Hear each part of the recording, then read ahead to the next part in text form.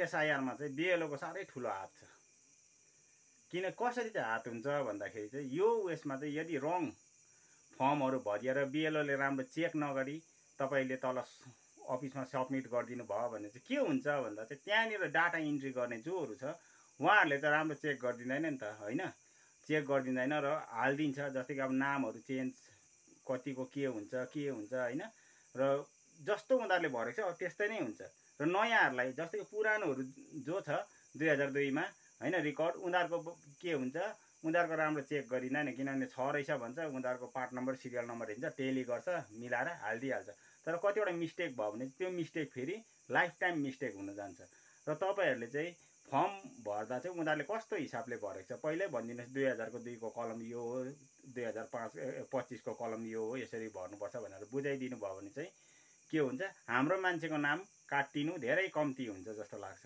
अब जो एकदमै छैन डकुमेन्ट्स होइन उनीहरूको त जसले अब डकुमेन्ट्सहरू सबमिट गर्नु सक्दैन होइन जो 2003देखि यता छ र उनीहरूको केही पनि छैन 2025तिर भने उनीहरूको त अब काटिन्छ हामीले केही पनि गर्न सक्दैनौँ। तर कतिजना चाहिँ यस्तो पनि हुन्छ अब बिहारमा हिजो अस्ति एउटा मान्छे जो चाहिँ बिहारकै बासिन्दा है ऊ चाहिँ डेट निस्कियो अरे क्या डेट उसको चाहिँ छँदै छैन काटेर आयो अरे।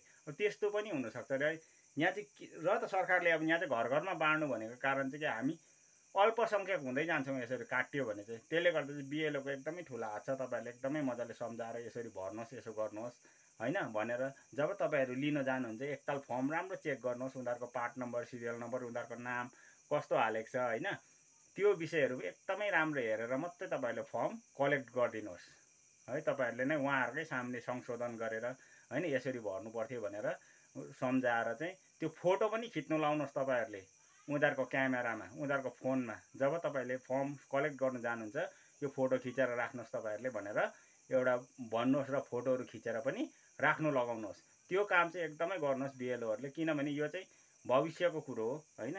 उहाँहरूको नामहरू काट्यो भने चाहिँ जिम्मेवारी त को हुन्छ बिएलओ। यदि अब उहाँहरूको कागजपत्र अप टु डेट छ र भइरहेको छ हुनेवाला छ भने पनि उहाँहरूको नाम काट्यो भने चाहिँ बिएलओ हुन्छ नि त होइन। उ त त्यसको सम्पूर्ण जिम्मेवारी त बिएलओले लिनु पऱ्यो नि त। र साह्रो छ बिएलओ भनिन्छ होइन काम गर्नु साह्रो छ फिल्डमा निस्केर। अब भनाइहरू त आउँछ बिएलओलाई पनि होइन कति अब सिकाएन भनेर टाउको देखाइ बिएलओको पनि छ किन अनलाइनदेखि लिएर सबै बिएलओले गर्नु पर्दैछ है। अनलाइन यहाँनिर तपाईँको सबमिट गर्नु होइन त्यो कुनै के गर्नु दुनियाँभर छ बिएलओको काम अनलाइनमा पनि अफलाइनमा पनि त्यतिकै छ है। र तर पनि बिएलओले चाहिँ त्यो कुनै पनि वेस्ट नगरी तपाईँले आफ्नो कर्तव्य चाहिँ एकदमै निष्ठापूर्वक निभाइदिनु भयो भने सायदै होइन एकदमै कम्ती मात्रामा अब काटिने जो एकदमै त्यस्तै छ अब त्यस्तैकै मात्रै काटिन्छ। तर तपाईँहरूले अलिकति तलमाथि गल्ती गरिदिनु भयो भने होइन जो जेन्युन छ उसको पनि काटिने छ। र त्यसले कारण चाहिँ बिएलओले एकदमै सतर्कता साथ चाहिँ काम गरिदिनुपर्छ यो कुरोमा चाहिँ।